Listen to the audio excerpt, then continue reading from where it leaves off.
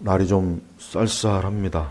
쌀쌀하지만 또 조금 지나면은 또 우리 다 체온기가 있기 때문에 좀 나아질 것입니다.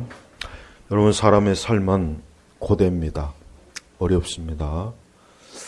인간의 삶, 사람의 삶이라고 하는 것은 아무리 생각해봐도 인간의 삶은 고되고 힘들고 괴로움의 연속이에요. 그래서 그냥 잠깐 살면서 어떤 즐거움이 있겠죠.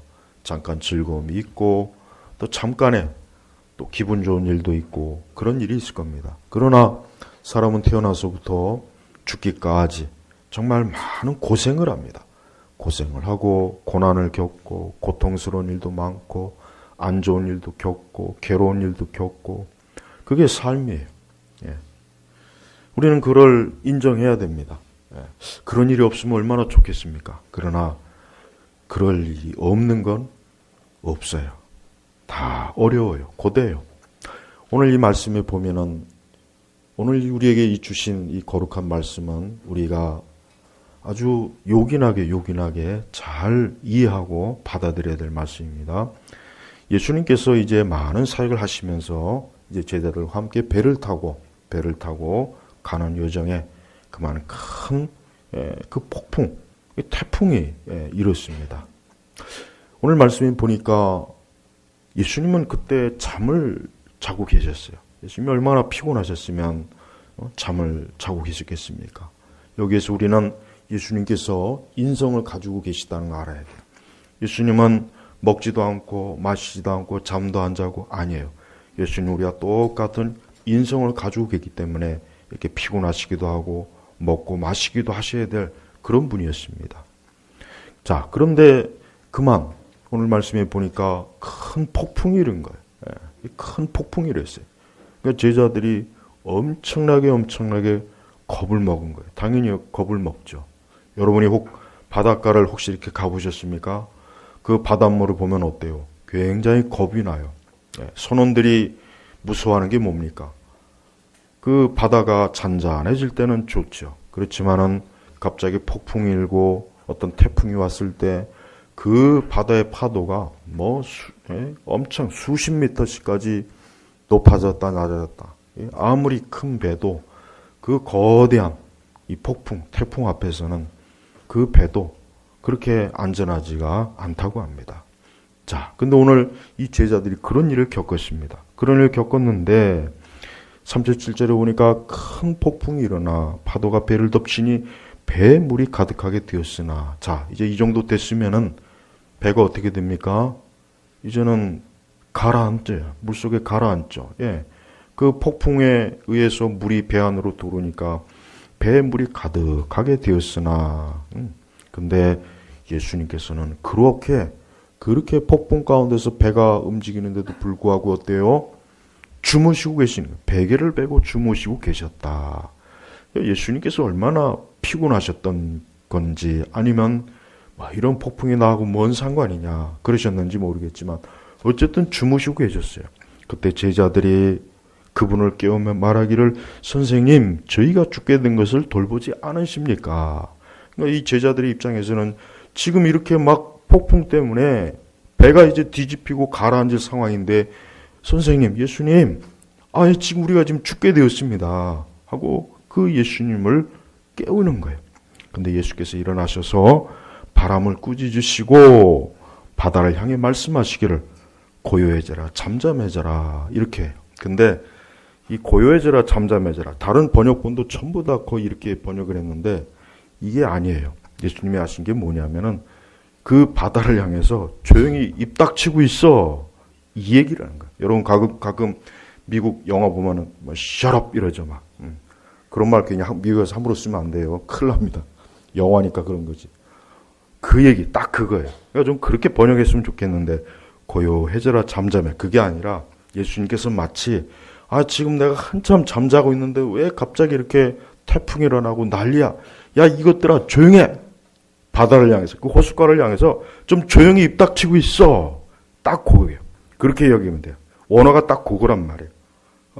그러니까 예수님은 별것도 아닌 것 같고 왜 이렇게 나를 깨우고 시끄럽게 굴어. 이 바다야, 이 호수야, 좀 조용해. 입 닥치고 있어. 딱 그거예요. 제가 지금 말한 거예요. 근데 어떻게 해요? 바람이 그치고 아주 잔잔하게 되었다. 자, 이걸 또 연상해 보면 될 거예요. 여러분 가끔 가다 보면 개들이 크게 짖잖아요. 개가 막 짖어요. 근데 주인이 조용해. 그러면 개가 어떻게 해요? 잠잠해요. 뭐 주인이 조용하라고 해도 말 안 듣는 개는 혹시 있을지 모르겠어요. 그러나 거의 대부분의 개들은 조용해요. 아무리 사나워도 주인이 조용해 하면은 조용해요. 그거예요. 예수님께서는 여기에서 신성함을 보여주신 거예요. 하나님의 아들이시요.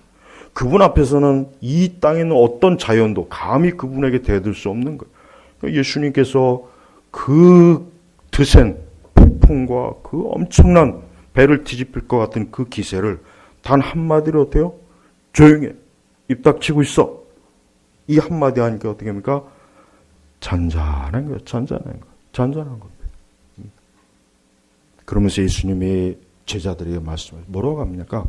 왜 무서워하느냐? 아직도 믿음이 없느냐? 예수님의 이 말씀을 잘 우리가 귀담아 드려야 돼요. 자, 제자들은 우리가 지금 마가복음 1장부터 보았지만은 제자들은 예수님이 하신 일을 곁에서 가장 가까이 본 사람들이에요. 귀신도 쫓고 질병도 고치고 예수님을 가까이서 봤단 말이에요. 그리고 예수님과 함께 있어요. 그런데도 제자들은 어때요? 큰 폭풍에 배가 흔들리니까 큰일 났다. 우리가 죽게 됐다. 겁을 먹은 거예요. 믿음이 없는 거예요. 그래서 예수님이 이런 말씀을 하신 거예요. 왜 무서워하느냐? 아직도 믿음이 없느냐? 자, 우리 성도님들, 우리 그리스도인들도 이 세상을 살아가다 보면은 큰 폭풍이 일어나요. 큰 폭풍. 자녀들에게 큰 폭풍이 일어날 수도 있고, 부부간에 큰 폭풍이 일어날 수도 있고, 가정에 큰 폭풍이 일어날 수도 있고, 직장에 큰 폭풍이 일어날 수도 있고, 내 몸에 큰 폭풍이 일어날 수도 있고, 큰 폭풍이 일어나요. 심지어는 하다 못해 이 대한민국이 지금 큰 폭풍이야, 지금. 이 대한민국이 지금 큰 폭풍이에요. 폭풍. 저 문재인 정권 보십시오. 저 붉은 머리들 보세요. 저.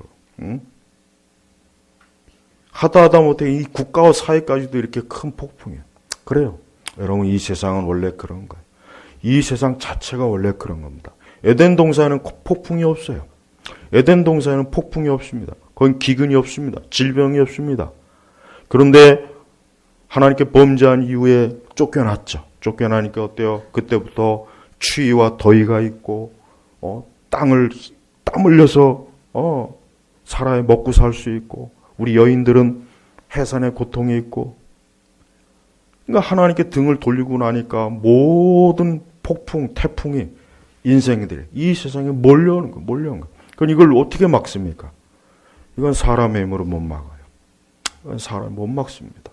우리 성도님들도 명심해야 돼요. 만약에 여러분이 살다가 어떤 폭풍이 왔을 때, 개인적으로 폭풍이 왔을 때, 내 인생에 이게 큰 폭풍이구나. 이게 큰, 정말 내 삶을 뒤집겠구나. 이거 내가 이것 때문에 죽겠구나. 이것 때문에 내 삶이, 인생이 파멸되겠구나 했을 때는 제자들처럼 해야 돼요. 야단마저도 할 수 없어요. 제자들처럼 해야 돼요. 어쨌든 제자들로서는 할 수 있는 방법이 없잖아요. 그러니까 예수님을 깨워야 돼요. 비록 예수님께 책망을 들었지만 그래도 예수님을 찾는 거예요. 예수님을 찾는 거예요. 예수님은 그들에게 그랬습니다. 아직도 믿음이 없느냐. 여기서 뭘 얘기합니까? 제자들은 예수님을 가장 가까이서 지켜봤어요. 그런데도 이렇게 큰 폭풍과 태풍 때문에 죽을 것 같으니까 어떻게 하지? 겁을 먹어요. 그러니까 예수님께서 믿음이 없다고 책망을 한 거예요. 사실 우리도 그래요. 우리도 그렇습니다. 우리가 평소에는 이렇게 예배를 드리고 기도도 하고 신앙생활에 그냥 해요. 근데 갑자기 우리의 삶에 큰 폭풍이 오면 어떻게 합니까? 겁을 냅니다. 두려워하잖아요. 우리도 그래요. 사실 우리도 그래요. 전 이 제자들을 충분히 이해가 가요. 100번, 1000번 저는 이해가 가요. 아무 일, 그냥 별 큰 일이 없을 때는 내가 예수님을 믿는 거 그렇게 신경 안 씁니다. 예수님을 잘 믿는 것 같아요. 기도도 하는 것 같고 예배도 드려요. 그러나 예상하지 못한 큰 폭풍이 와요. 질병이 오고 고통이 오고 어떤 괴로운 일이 닥쳤을 때 그때 막 두려워요. 겁이 나요. 어떻게 하지? 어떻게 하지? 이게 사람이에요. 어쩔 수가 없습니다. 우리는 예수님의 제자들을 책망하신 말씀을 유심히 살펴야 됩니다. 아, 예수님께서 원하시는 것은 우리가 두려워하지 말고 믿음으로 주님을 의지하라는 말씀이구나. 바로 이거예요. 그러니까 제자들이 더 좋았다면 어땠을까요? 비록 큰 태풍이 배를 뒤집어 엎을 것 같아요. 당장이라도 그 바닷속으로 배가 곤두박질할 것 같아요. 죽을 것 같아요. 그러나 그들이 이 배 안에는 예수님이 계시다. 이 배 안에는 예수님께서 계시다.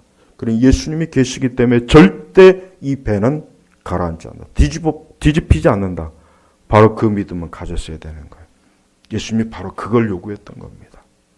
성도 여러분, 참된 우리 하나님의 자녀는 절대 뒤집히지 않습니다. 절대 뒤집히지 않습니다. 그럴 것 같아요. 그럴 것 같습니다. 보십시오. 제자들도 막 지금 죽을 것 같아요. 진짜 이 제자들 가운데는 뱃사람들 있어요. 어부들도 있습니다. 그들은 잘 알아요. 이게 얼마나 무서운 건지 잘 압니다. 무지한 사람들이 아니에요. 누구보다 물에 대해서 잘 알아요. 그러니까 저들이 죽을 것 같다고 생각한 건 가짜가 아니었습니다. 진짜 그럴 것 같았어요. 하지만 거기에는 예수님이 계세요. 우리의 인생에 인간의 삶이란 그렇습니다. 예수님이 없는 삶은 뒤집어집니다. 예수님이 없는 삶은 정말 뒤집어져요. 예수님이 없는 인생은 진짜 큰 폭풍이 왔을 때 뒤집어져요. 엎어져요. 곤두박질 쳐요. 그 삶이 망해요. 무너집니다. 그래서 사람이 예수님 믿어야 되는 거예요. 예수님 안 믿는 사람들 그들의 삶을 보면은 거기에 안전함이 없어요. 잠깐은 잠잠할 때는 별일이 없어요. 잠잠할 때는 잘 나갑니다. 아주 돈도 잘 법니다. 건강합니다. 건강하면 죄 짓죠. 건강하면 술도 먹고 별짓 다 해요. 오만 짓 다 해요. 그러다가 큰 두려움이 와요. 사고가 생겨요. 어려움이 생겨요. 고통이 생겨요. 그때는 잡을 데가 없어요. 사람을 잡아봐도 안 됩니다. 누굴 좀 잡아서 내가 살고 싶은데 안 돼요. 안 돼요. 그러니까 예수님 없는 인생은 그렇게 되는 거예요. 근데 문제는 그들이 그렇게 되기까지 자신만만한 게 문제예요. 우리 성도들은 평소에 신앙생활 하시죠? 평소에 기도생활 하시죠? 그걸 귀중하게 여겨야 돼요. 그걸 귀중하게 여겨야 돼요. 그렇게 평소에 기도하고 신앙생활하는 게 내가 간혹 어떤 큰 태풍이 왔을 때 나를 더 굳건하게 해주고 나를 온전하게 해주는 것입니다. 우리가 때때로 태풍이 없이 잠잠할 때 어때요? 잠잠할 때 주님을 찾는 걸 게을리하고 잠잠할 때 주를 가까이 하는 걸 게을리하는 사람들은 막상 큰 태풍이 왔을 때 정말 허둥지둥합니다. 이 제자들은 정말 믿음이 없었어요. 믿음이 정말 없었습니다. 이 제자들은 예수님을 가까이 모시고 있지만서도 실제 예수님의 능력을 몰랐던 거예요. 그걸 깊이는 몰랐던 거예요. 아, 예수님 그렇구나. 그러나 막상 자기들이 큰 폭풍을 만나서 죽을 것 같으니까 그때서야 허둥대면서 어떻게요? 예수님을 깨우지 않습니까? 우리는 우리에게 어떤 태풍이 오기 전에 예수님을 찾아야 돼요. 많은 성도들에게 이런 말을 하면 여러분이 조금 그럴 수도 있겠지만 때때로 하나님께서는 자기 자녀들에게 큰 폭풍을 주십니다. 우리가 이걸 알아야 돼요. 왜 주시는지 압니까? 그들에게 믿음을 깨우치려고 주시는 거예요. 그들이 예수님을 찾게 하려고 주시는 거예요. 저는 이 모든 것들이 하나님의 섭리라고 생각해요. 제자들이 비록 예수님을 가까이 모시고 예수님과 함께 하지만 제자들 속에 예수님에 대한 온전한 믿음이 없었던 거예요. 그러니까 하나님께서 제자들에게 믿음을 주시려고 큰 폭풍을 일으킨 거예요. 그때서 예수님을 붙잡은 거예요. 그걸 어떻게 알 수 있냐? 41절을 보면 알 수 있어요. 그들이 크게 두려우면 서로 말하였다. 자기들끼리 말한 거예요. 도대체 이분이 누구이시기에 바란가? 바다까지도 복종하는가? 자, 보십시오. 제자들이 이 말은 제자들이 아직도 예수님에 대해서 잘 모르는 거예요. 모르는 겁니다. 저는 대부분의 많은 교회를 다니는 분들이 이런 것 같아요. 그들이 예배도 드리고 성경 공부도 하고 뭣도 하고 그래요. 또 이렇게 말씀도 듣고 교회에서 뭔가 자기 맡은 일도 해요. 근데 딱 거기까지예요. 진짜 예수님은 몰라요. 정말 예수님에 대해서 몰라요. 그래도 교회 다니는 데는 아무 문제 없어요. 지금 같은 세상은 교회를 다녀도 예수님 몰라도 교회 다니는데 아무 지장 없습니다. 성경책 없어도 교회 다니는데 아무 지장 없어요. 찬송가 몰라도 아무 지장이 없어요. 그냥 두 다리만 멀쩡하면 돼요. 그러면 교회 다니는데 아무 지장 없어요.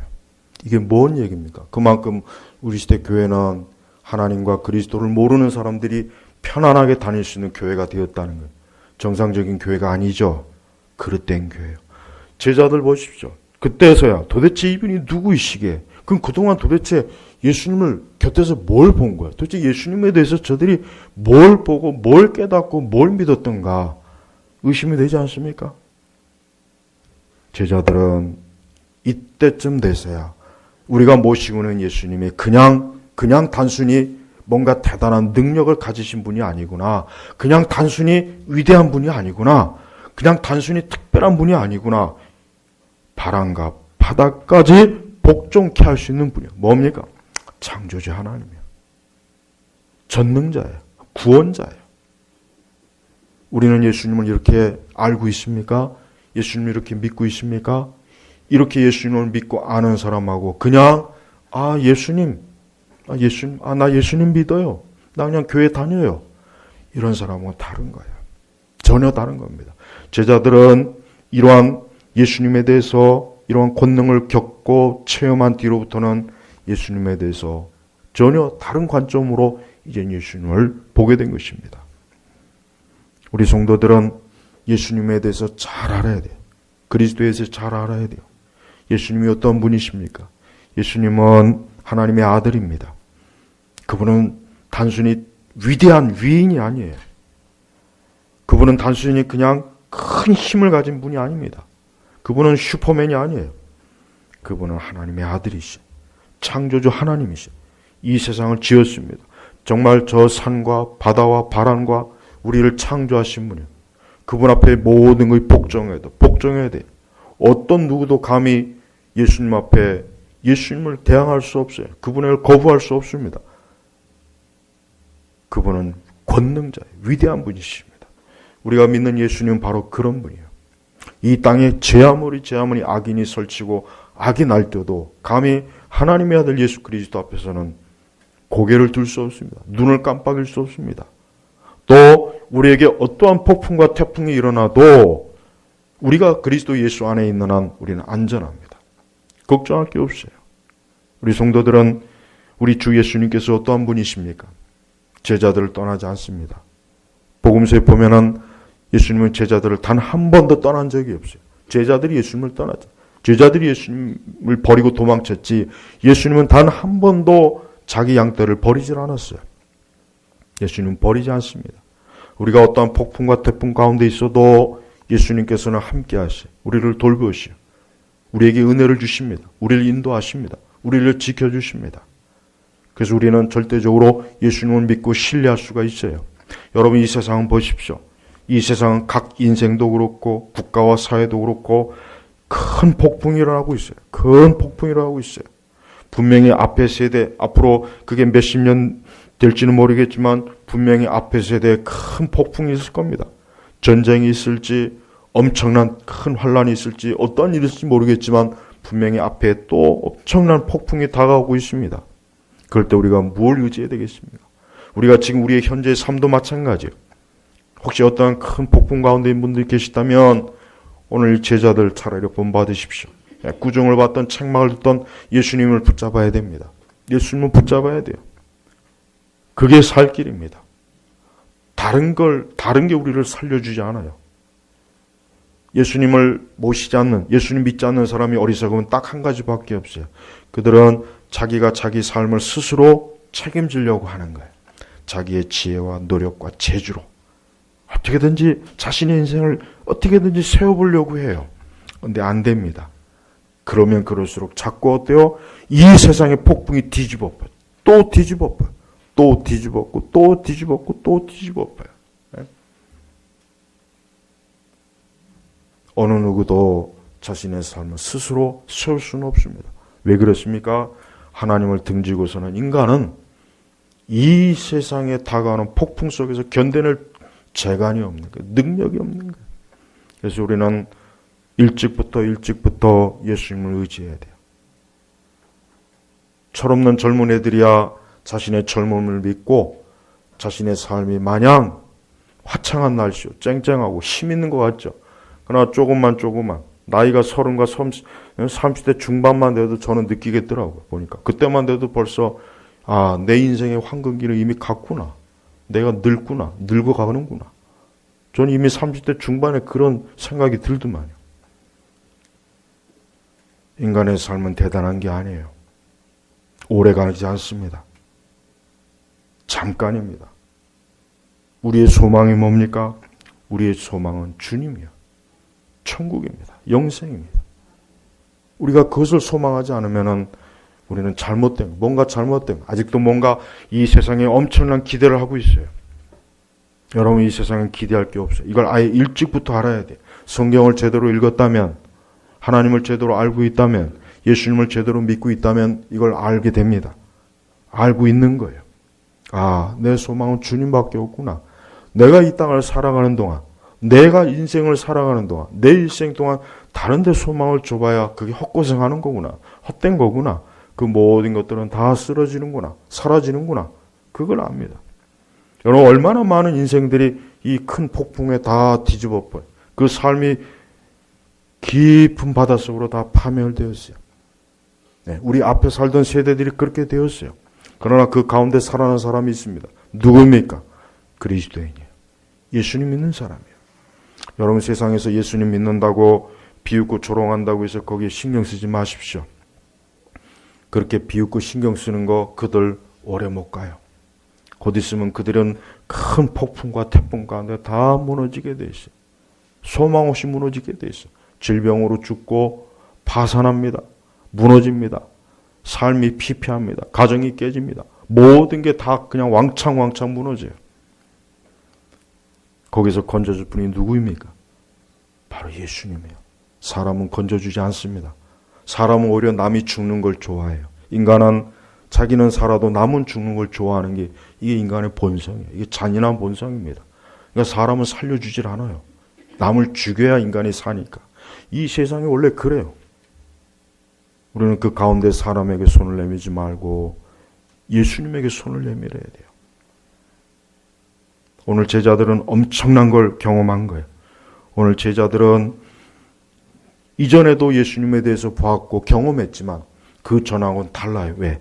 자기들이 큰 폭풍 앞에서 죽을 위기 속에서 그 예수님을 본 거예요. 그래서 제자들은 이제는 예수님이 자신의 삶 속에서 엄청난 분이라는 것을 깨달았어요. 전에는 그냥 제3자 입장에서 다른 사람을 병 고쳐주고 귀신 쫓아주고 다른 사람의 문제를 해결해주는 예수님 봤죠. 근데 자기는 제3자 입장이에요. 그렇구나. 그런데 막상 자기들이 죽을 때가 되니까 이젠 아니에요. 이젠 뭔가 이게 아닌 거예요. 거기에서 예수님을 저들이 새롭게 만난 거예요. 우리도 그렇습니다. 우리도 다른 사람에 대해서 누가 예수님에 대해서 누가 하나님에 대해서 아마 그때 우리는 제3자 입장일 거야. 그래? 그렇구나. 그러나 막상 내 삶 속에 폭풍이 왔을 때, 내 가정에 폭풍이 왔을 때, 내 인생에 폭풍이 왔을 때는 달라요. 그때는 다릅니다. 그때는 예수님이 달라 보일 겁니다. 그때는 예수님에 대해서 진지하게 생각해야 돼요. 여러분, 신앙과 믿음에 대해서 우습게 여기지 마십시오. 그걸 하찮게 여기지 마세요.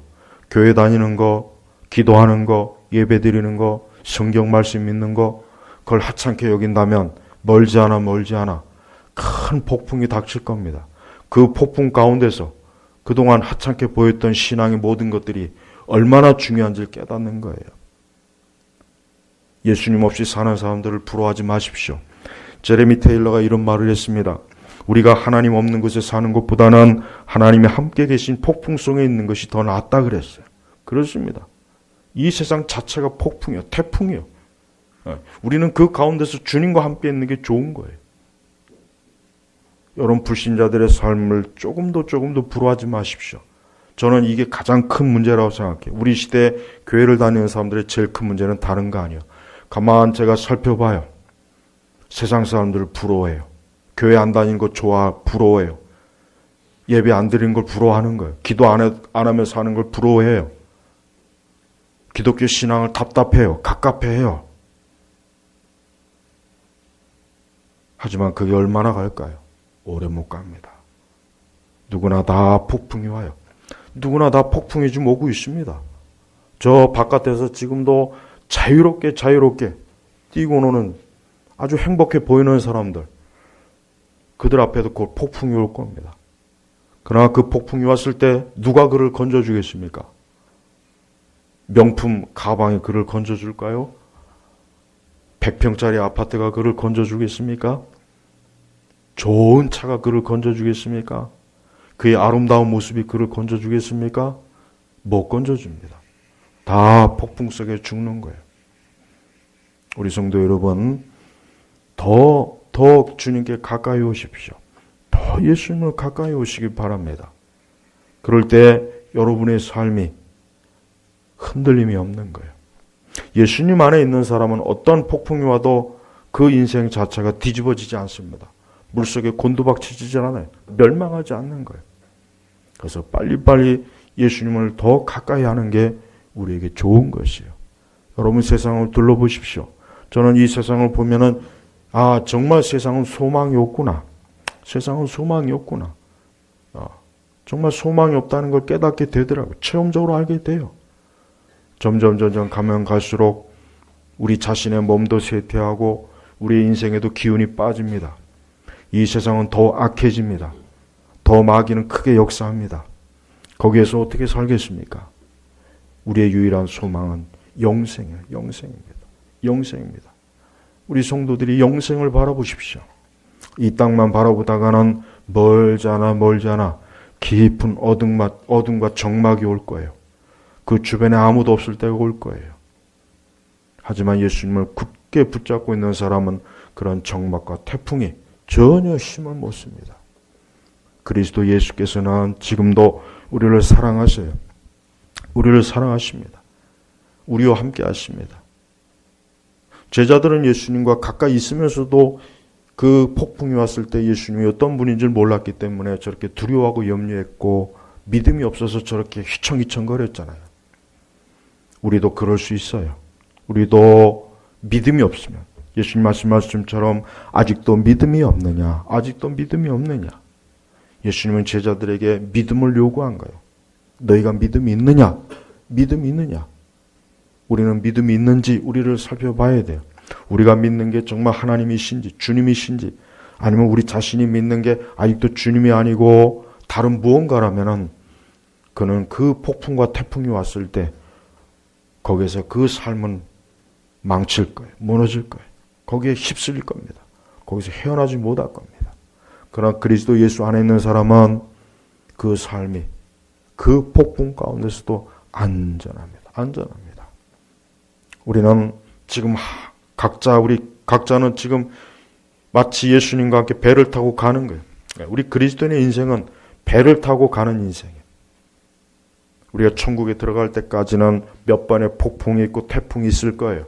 아마 좀 뒤집어질 것 같기도 하고 죽을 것 같기도 하고 그럴 때가 몇 번씩 다 있습니다. 저도 있었어요. 앞으로도 또 있겠죠. 우리를 소원의 항구로 인도하시는 우리 주님을 만나뵐 때까지는 그 태풍은 사라지지 않아요. 그러나 두려워하지는 마십시오. 우리 인생의 배에 누가 계십니까? 예수님이 계세요. 예수님이 안 계신 것 같지만 예수님이 계세요. 정말 그래요. 삶의 어떤 큰 위기와 어려움이 왔을 때 사실 그때 예수님이 어디 있을까? 어디 계신가? 사실 그런 적이 있어요. 저도 그래요.